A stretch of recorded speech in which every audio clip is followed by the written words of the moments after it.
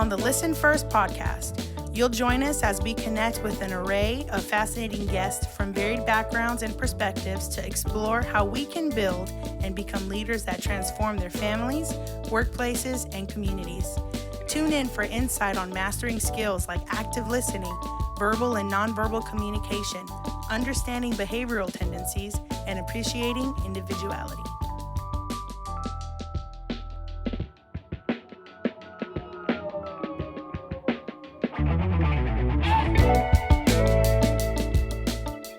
Hello, and welcome to the Listen First podcast. I'm your host, Adam Salga. Our guest today is already an officer and a gentleman, but what happens when he becomes a great listener too? Tune in to find out.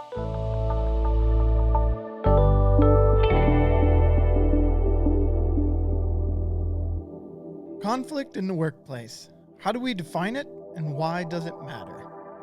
CPP Global, the publisher of the Myers-Briggs Assessment, defines conflict as any workplace disagreement that disrupts the flow of work. This definition emphasizes that conflict reduces productivity. A worldwide study by CPP looking at workplace conflicts showed that 57% of U.S. respondents had not received training in how to manage workplace conflict, even though 95% of people who have received training as part of a leadership development or formal external course say it helped them in some way. Policing is a profession that has many different types of workplace conflicts. While officers undergo de-escalation and risk mitigation training, learning the Our Community Listen skills has led many of them to say they wish they had this type of training at the start of their careers. That includes our guest, Sergeant Brian Brown of the University of Colorado Police Department. As a teenager, Officer Brown was influenced by two tragic events: the Columbine school shooting, which was close to where he grew up, and the disastrous events of 9/11. Witnessing those society-changing tragedies solidified our guest's passion for public safety, and his choice to serve at the University of Colorado was no mistake, as he wants to have a positive effect on young adults. Officer Brown has a devotion to making connections with others. He believes that the skills he has learned in the Listens class can help make us a better society. Listen how he applies them with his boss, the public, his wife, and his 4 daughters. After our conversation, tune in for his skill snippet with one of the Chapman Foundation facilitators.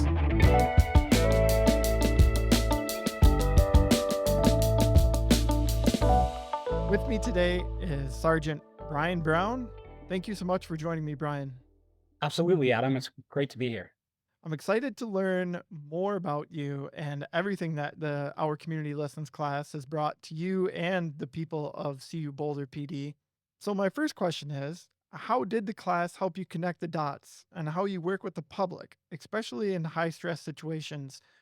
Absolutely. So at the university and in law enforcement, I think inside my own head, I'm always trying to balance, is this internal conversation with maybe a colleague or a coworker, or is this external conversation with someone in the public, a community member, someone who I'm contacting for whatever reason? And I think the class really helped give me avenues to look for in each of those different conversations.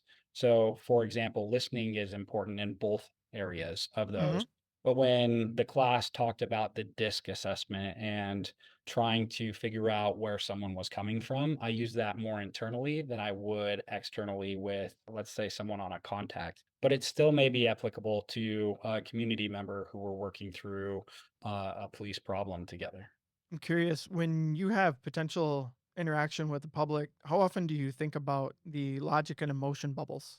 Often. So when we train in de-escalation, one of Mm-hmm. the key concepts to that is right as emotion is high, logic is low. And you can imagine being a police officer, anytime a police officer in uniform shows up to a call, for some that might have an emotional connection of things are going to calm down.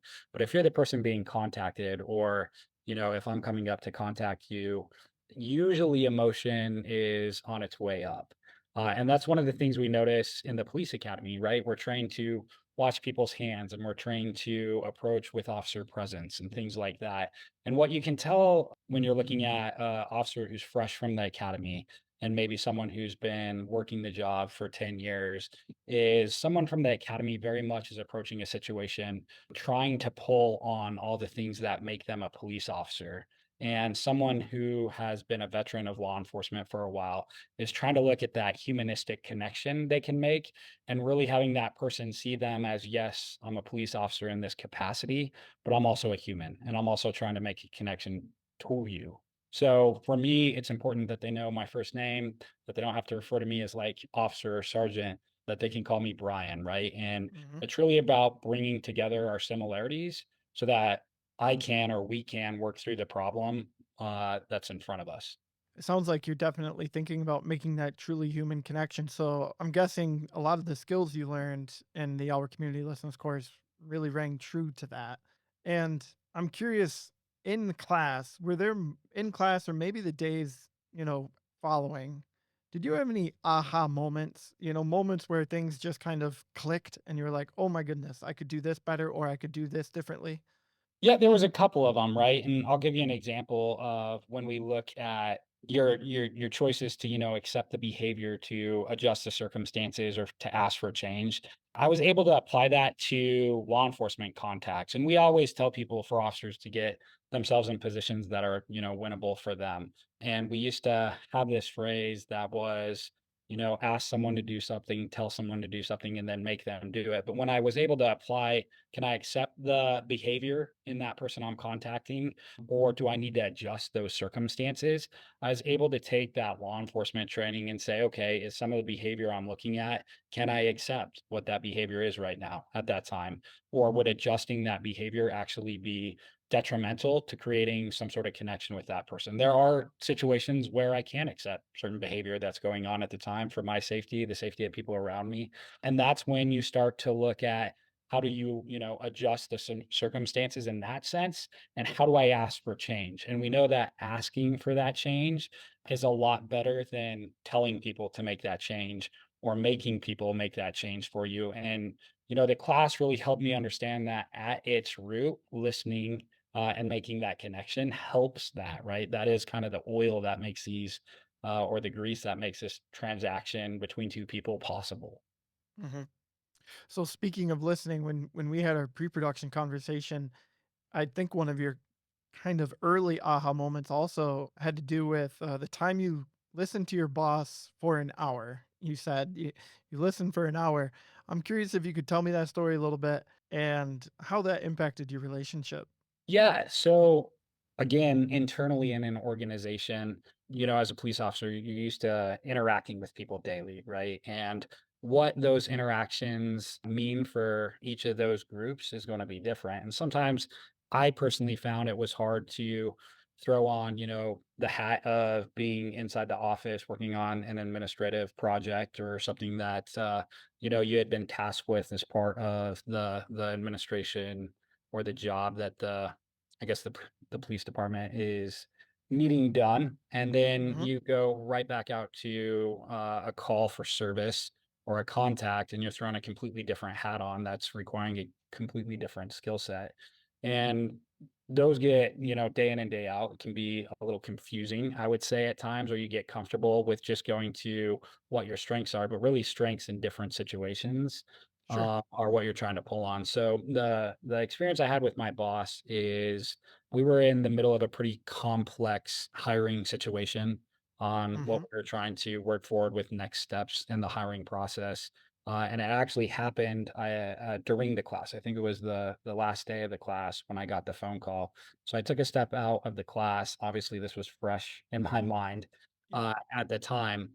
And really, what I found was by allowing at the time my supervisor to talk, allowing them to work through what they were trying to figure out within, in this case, the hiring process.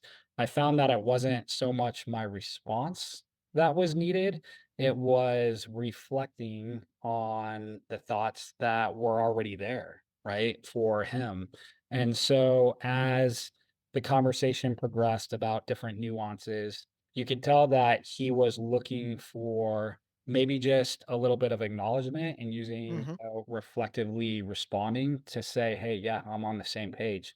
And I think that's a smart move, or that's how I also view it. And it was more, I think, a transfer of, I don't know how to describe it, probably a transfer of the path forward, the emotion that goes with it, that we're on the same page, that we see this situation in the same lights, the reassurance that that is exactly how, I was seeing the situation was the same way they were seeing the situation.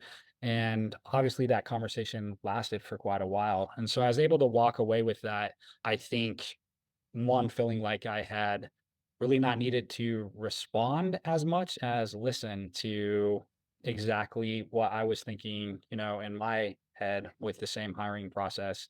And I felt like there was a connection then between me and, at the time, my supervisor on that path forward. I was surprised, I think, at the length of time. You go back and you look at your phone call and you're like, wow, Sure.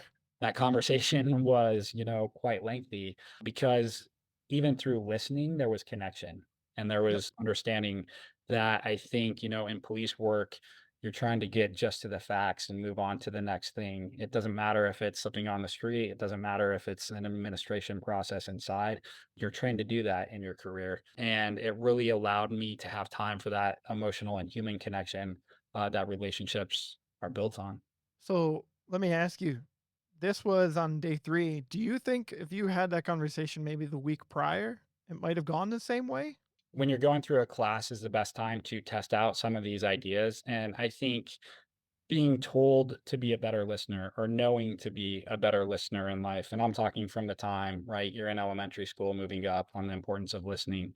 Maybe I had never really practiced it, Right. taking it out, and this was a perfect opportunity to say, okay, let's see how this class can work in the real world. And so I can tell you, if that conversation had happened, 4 days prior to the start of the class, it would have been very much back to the listening but responding within the same time. For every, thought that was probably brought up, would be a response from me on the thoughts that I had on that Mhm. same topic, instead of listening to everything that was trying to be, conveyed and digested at one time, to Mhm. see the whole picture. And what I found about, like, moving to silence in a way in that conversation was it gave time to process similar points that we were looking at when it comes to, I want to say, decision points that we were coming up on.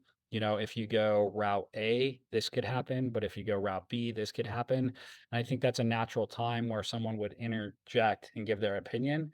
But by just sitting back and listening, you realize that, yeah, those were the same points that you would have made. And it was more of an understanding and agreement that, not all the answers are always right there in front of you, but Mhm. this does seem to be the best path forward, and we were on the same page about it. So I can tell you that absolutely, if that had happened, 4 days earlier, I don't know Yeah. if the conversation necessarily would have been as long. I can tell you I wouldn't have walked away with connection to what the conversation was about, and more the person behind the conversation and the choices they were working through on making.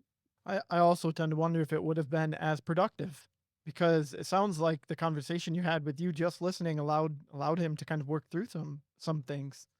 Yeah, it's interesting you bring that up, because these conversations, and especially in our line of work, I'm sure it's similar across, the board. This one discussion, while it lasted for a long time, I could have seen that, been two, three, four discussions a meeting later. And so one of the points that I take away from was spending that time in that moment and allowing that to happen was actually more efficient, right? You walk Yeah. away with a better understanding of each other, a better understanding of the process, less follow-up meetings, less follow-up questions. Because, hey, if that had happened 4 days earlier, I probably wouldn't have allowed for the same level of communication to have occurred on my end. I would have been asking questions and taking up, time in which we're trying to work through a problem. You mentioned something in there just now about connection. And in our pre-conversation, you touched on how the class allowed you to reset many of the relationships that you have had for a long time at CU Boulder. How do you think this class has had an impact on the culture at CU Boulder? Because I know many of the officers and staff have been through the Our Community Listens course. Absolutely. I think you first have to look at this as it's not a skill set that is something that you learn the first day and you're just going to be perfect at, right? Walking Hmm. out. I think, as you go through the class, it was a great opportunity for me to try some of the skills that I was learning. And I saw there was a change in the response I was getting or the results I was getting after going through the class. But it's easy to go back to your old habits, right? And these habits were Yeah. formed, from childhood on, especially when we're talking about listening and communication. Those are formed over, a lifetime and in your youth. And so, really, it's going back to those moments where you can say, hey, this conversation didn't go as well. Can I use this skill set? And then applying that to a future conversation. So, I know, especially, in police departments, and I imagine elsewhere, sometimes we want to change certain aspect of the culture right then, right there, and that's not how culture change happens. It's constant and over a lot of time. Hmm. And I think it allowed me to rebuild those relationships as, a problem would come up and that conversation I'd already have that reputation of whatever, right? Being quick to respond, or maybe thinking that the answer was already out there and we just needed to go down that path. And then all of a sudden you have that conversation and you don't come with that same communication strategy that you've used for your whole life. And I think people leave that saying, well, that was different, right? They can't put a name to it originally. And then, you revert back to your old communication styles. You're not thinking about communication as much. And then you realize, well, that conversation didn't go as well. So you go back the other way. And it's that slow improvement that you're constantly working on that helps change those relationships over time. I would agree. Yeah, culture change does take time, but it's just the idea of like we're always looking to have a better culture in our offices, right? So this is opportunity to do that. Absolutely. It's more of a cultural growth than a culture change, right? How do Yes, you look at yourself and say, I want to do this better, or I think I'm contributing to this part of the organization in which I can help growth happen? absolutely. So over the years, I've had conversations with other officers, and a couple of them who have been in the field for 20 plus years stated that they wish they could have had a course like this when they first started in their career. Does that ring true for you, or has that crossed your mind at all? Absolutely. I think that goes back to what I was talking about when you look at what it looks like in becoming a police officer and graduating the academy. Hmm. Obviously, there's a lot of risk that's associated with being a police officer. And a lot of the academy is there to train you on how to minimize that risk. Right. And so when you come out of the academy, you're working on your skill sets that include minimizing risks in a whole number of ways, but including interactions with people who, quite frankly, don't want to be interacting with the police, right? At that moment. And what we all have in common, right, is this ability to connect to each other and empathy. And the class goes really deep into empathy. And what you learn, in the academy about risk, you see it in the real world, and then you realize if you're relatable on the street to someone that you're talking to, if you're relatable to your community and a problem they're having, that you can start to mitigate risk that is, a threat to yourself or a threat to the community with communication skills. And you're getting better information from people who are talking to you or talking about a problem. And it's really about, like I said, having people see you as a human, as a person, not just as a police officer. And that's not really conveyed. It wasn't conveyed, at least in my academy, and it takes progress, right? So we obviously train people to be police officers. They were humans before that. We do a really great job at hiring really good people to go out and be in law enforcement. And then we start to change some of those characteristics when they go through the academy because we want them to be safe out in their job. And that's really important. I can't underscore that enough. This class helped show me that we also need to get back to the reasons that we hire exceptional people in law enforcement to begin with. And the mold that we started with was a great human being, right, to start with, and allowing them to have that opportunity to express that, obviously, in their communication on the street or through their training. One of the things that's difficult about the academy is you're trying to figure out how do you apply this risk mitigation, this officer safety, things like that through your own persona, through your own personality. Obviously, how I talk to someone in a casual conversation is going to be different than how the instructor, right, has their personality and they talk to someone in a casual Hmm. conversation. And if you're a naturally fun, outgoing person and you try to be super rigid, that might not work for you. And alternatively, if that's not your personality to begin with and you try that other side, you might not be connecting, but that's the mold you're given. And so this class allowed me to go maybe a little deeper into what really is involved in making a connection. And I can't stress enough the listening component, right, in that. And that really separated, I think, my academy training, what I had right first off in my career, right, getting on the street, and what this class brought to me, in my case, 17 years later. You mentioned something in there about relationships and being on the street and being involved in the community. In our pre conversation, you said, I think relationships aren't just part of the job. I say they are the job. I know you just touched on that a little bit, but would you like to elaborate on that anymore? Yeah, absolutely. That wasn't, I started to see that later on in my career, right? Yep. In the last 2, 3 years since the pandemic, since the tragic handling of George Floyd and his death, I started to see that really what defines police success, right, in this country and in our community is the relationships that police are able to establish with the community and how truly valuable that is. When you're starting off in law enforcement, relationships are important, and community policing as, a subject or as a topic has been around for a long time. And I think that, as an agency, we've been very community focused for my whole career that I've been with the University of Colorado Police Department.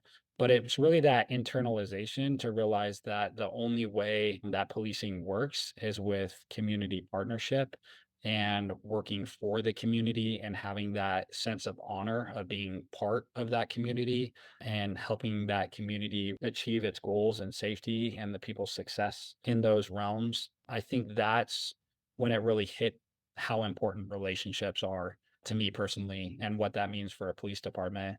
And then when you go through a class like Our Community Listens, you start to realize at the center of those relationships are a couple key principles that can be applied not only to law enforcement, but your personal life as well, right? And when you see something that you can apply at home, when you can apply it in your personal life, you can apply it at work, you can apply it, in conversations with your teammates or your supervisors, but you also can apply it to a contact on the street with someone who is not too happy at the time to see, right, the police coming. I think you see a lot of value in what that is. You set me up perfectly for my next question here, mentioning personal life, because I'd love to transition to hear you talk a little bit about how these skills might have made a difference at home for you. I know you're a father, you're a husband. Talk to me about how this Chapman Foundation course has made a difference at home. Absolutely. I went through the course, I feel like, at the perfect time. So, the father of 4 beautiful daughters. I have twins who now are just turning 13, but when I went through the course, they were probably 11 or 12 at that time. And then I have a 10-year-old and a 7-year-old. And I think everyone's heard about like the teenage years, right? And Yeah. what that means as a parent. I know we all experienced the teenage years as we were growing up ourselves. And I think this course really helped me understand some of the obstacles, especially hearing other people in the class who had, older kids. And when they were trying the class out, I remember a story from the class that one of the fathers in the class went home and talked to his teenage daughter that night, went, kind of approached her, saw how her day was going, and just took the time to listen to her, and how that next day he felt like he had this amazing growth and connection with his daughter just from listening and not, asking kind of the questions as you might when a teenager doesn't want to talk to you about what's going Right. on. And I think for me going through the class, it was, hey, I've seen the power now in what other people experience with that. I felt very lucky to have went through that when I did because it gave me a toolbox that I felt like if I hadn't have went through the class, I wouldn't have had that as my kids started to turn 13.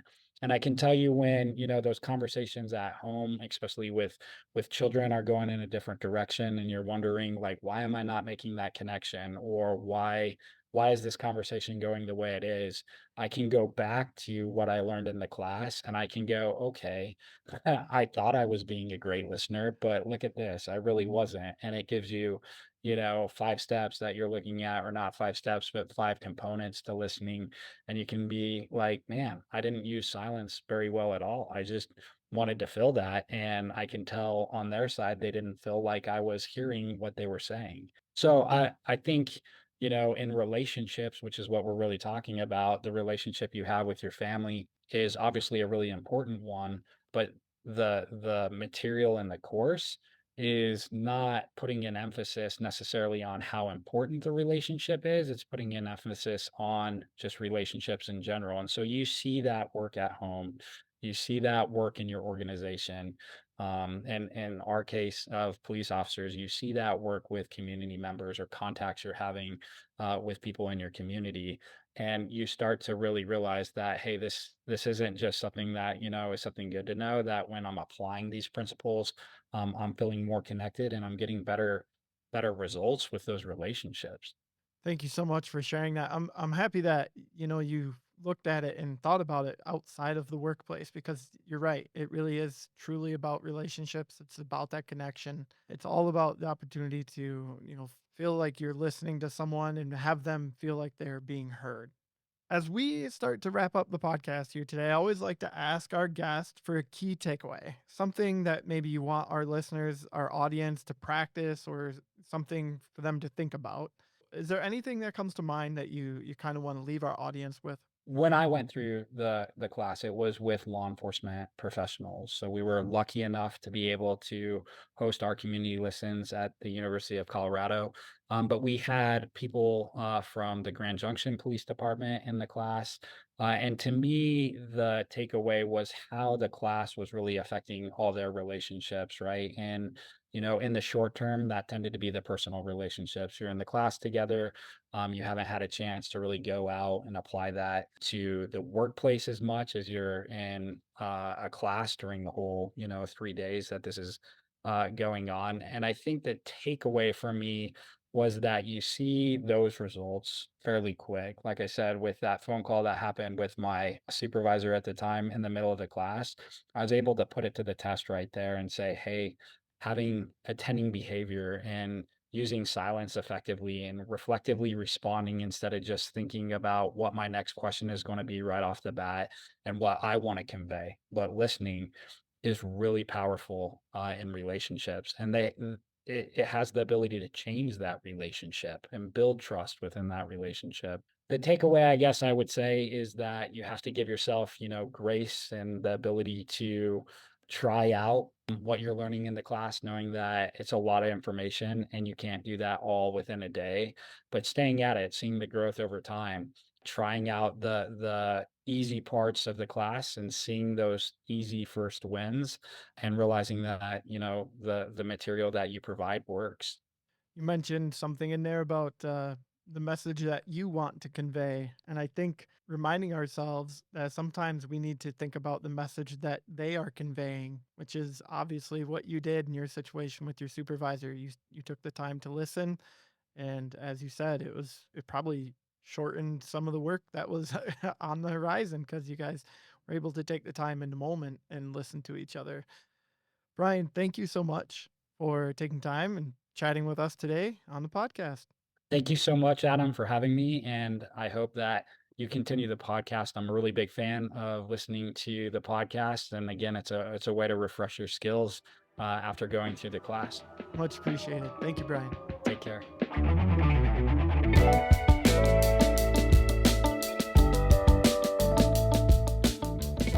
Welcome to the skill snippet section of our podcast today.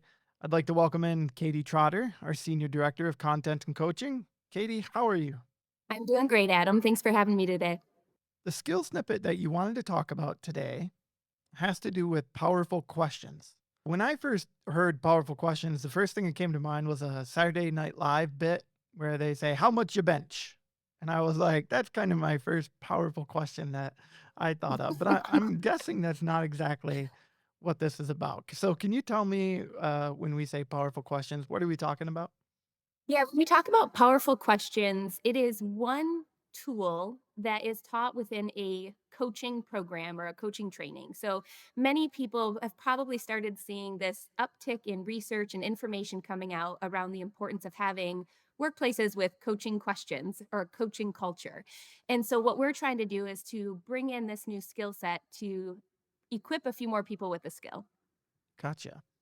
And so when is the proper time to use them? Because I know we're kind of taught in listens, we don't we try not to data mine, try not to, ask too many questions. We try to listen, right? We try to take in what they're telling us. So when is the right time to start using questions?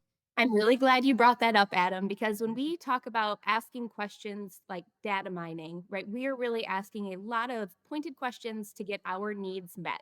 We're curious about something, we've identified that something's important, and we kind of hijack the conversation from the person who's talking. In Right. listens, we really focus on how we show up for people when they have a problem, when they're experiencing emotion. So, powerful questions, which we're going to talk more about in a minute, is not effective when you are working with someone who has a lot of emotion going on in the moment. Well, I was gonna say it just reminds me of like if someone's telling you about their pregnancy, for example, and they're telling you that maybe they had a complicated birth, and you immediately just start asking questions about how much did the baby weigh? I mean, that's not really what they're trying to get across maybe at that moment. They're trying to get across how difficult it was. That's a great point. And sometimes we think that we know what they want to talk more about, but there's so much room for error at that point that it's just easier for us to keep relying on those reflective listening skills. When we are working with people who are having emotion, we still want to use all of those skills from listen. We do the reflective responses, we experience empathy, we're having this connection and starting to build that trust. Sometimes what happens is once that emotion and logic are back in balance, a person still doesn't know how to move forward. They still feel stuck in a situation or in a perspective that they have about something that's happening to them. And that's the moment when powerful questions can be a really helpful tool. Katie, so what are some benefits of using powerful questions? How have you seen them have an impact on a conversation or even on a person's, well-being? I've been amazed the more that we've started to use this within our internal team, how I've used it at home with my children.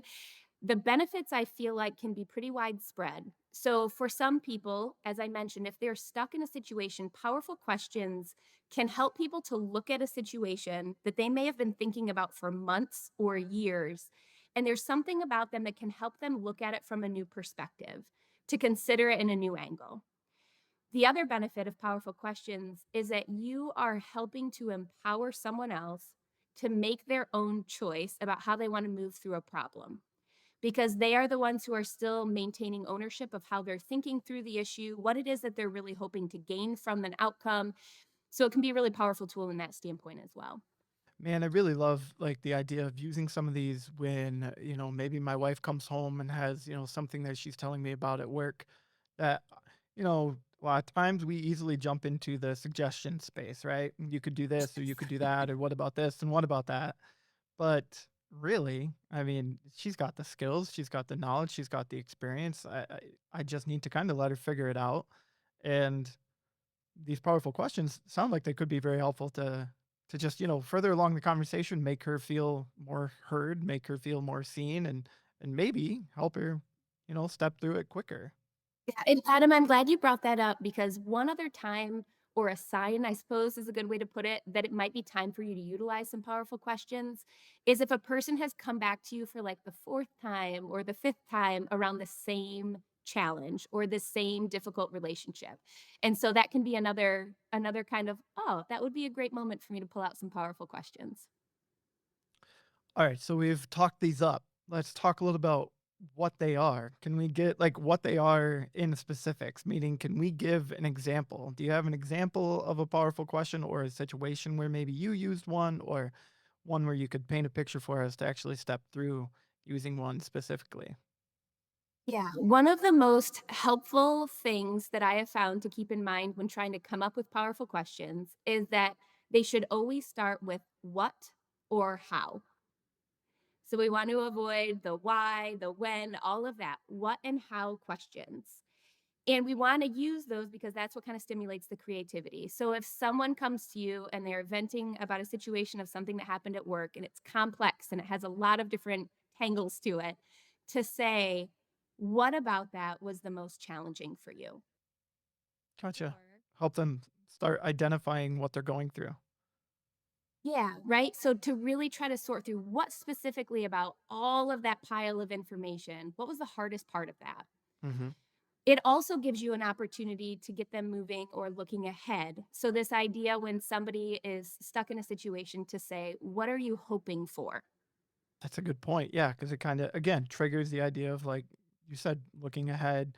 How do they hope this, finds its resolution? That's a really great opportunity for them to start getting out of the muck, maybe, right? Really out of that stuck space that you've mentioned. And to get people thinking about like there could be movement forward. Sometimes we're just like sitting in it, right? And it just rolling over and over in our heads. And it just kind of gets us to look to a space that might have a little bit of hope. I will say, Adam, one of my favorite powerful questions, which probably makes all of my team members roll their eyes now because they're so used to me saying it. In all situations, because of the high importance that we place on emotional intelligence in leading and in life in general, I always love to ask the question, what are you learning about yourself? Because regardless of what is happening to you, regardless of whether or not you feel like you have a lot of options or hardly any options, you are always having an opportunity to be learning something new about who you are, what your values are, and how you want to show up in that moment. You have not triggered that one with me, but that is a great question. And I can't wait until you come at me with it and be like, she mentioned that in the skill snippet. I probably should have thought that. It's Yeah. such a great And reminder. really, Yeah. one of the side benefits through coaching, when you start using those powerful questions to help guide people on your teams, I have found that I start asking them to myself internally when I'm at Mm, situations at work. So if I all of a sudden find that I'm having a big emotional reaction to something that's happening or a decision that was made, I can really start to utilize those powerful questions. How am I contributing to this conversation? What's important to me about how I show up in this space? So just even the way that you start to walk yourself through situations can change when you start to utilize these. The powerful questions that we are utilizing in serves and transforms, where can people find them? Or where can people find some of these powerful questions in general? One of the great things about powerful questions is that there is a wide range of suggestions, resources available for free online. I cannot tell you how Gotcha. many times I find myself in the middle of a call and realize I need some, and then I can just go into Google and type it in, and you can find lots of free lists out there as well. So, opportunity to kind of just start thinking about it and utilizing it pretty quick and easy then for people. Yeah, and I'm really glad that you brought up the concept of having this both in our community serves and our community transforms. In our community serves, we really utilize powerful questions in a narrow focus. It's to help us better understand the real need that a person has. So oftentimes people come to us with a request for something or a challenge, and we utilize powerful questions in that course to make sure that we're really understanding what the core need is behind the request. When we get into our community transforms, we're really working a lot more on how do we actually equip leaders to learn how to utilize them. So we do a lot more of coaching one another and practicing using those skills. Sounds like great opportunity for people to continue to develop their leadership skills. Katie, as we wrap up this skill snippet, give me one thing you'd like people to think about, or maybe throw a powerful question at them if I put you on the spot. Oh, I love that question.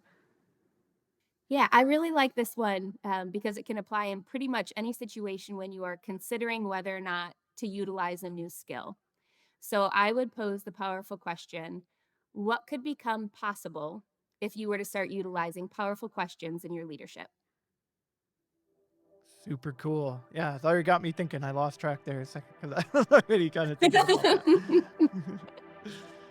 Katie, thank you so much. Appreciate it. We'll have you back on for another skill snippet soon. Thank you, Adam.